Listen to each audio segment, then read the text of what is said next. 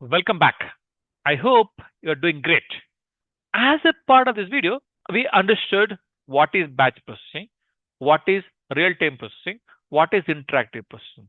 Let us spend some time on how batch, interactive, and real-time processing are different. Okay. The focus in the batch processing is processing the large volumes of the data. In the interactive processing, fast response to the direct user input. In the real-time processing, it is a continuous processing. As and when the data is getting produced, it is a continuous processing. In case of user interaction, because it is a batch processing where the data is already collected and kept, there is no user interaction here. In case of interactive processing, there is a direct involvement of the user because user is there. He is providing the input based on the response.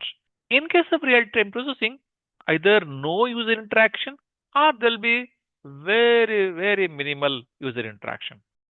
Response time in batch processing, it may take minutes to hours as the data is huge and there is no urgency.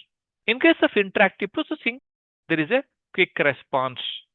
In real-time processing, because you need to take the decision based on the processing of the data, the time constraints are very strict.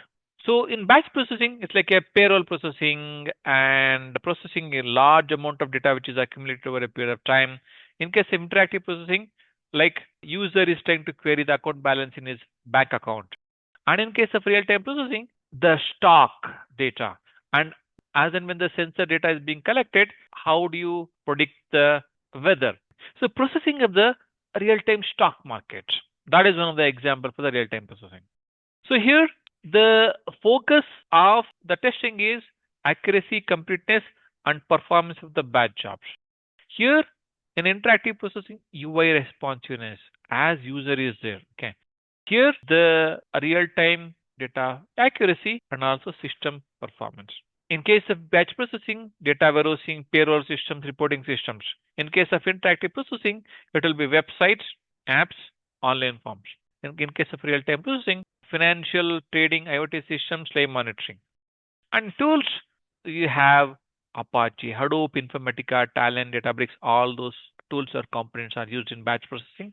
In case of interactive processing testing, we'll use Selenium, JMeter, Unified Functional Testing, UFT tools.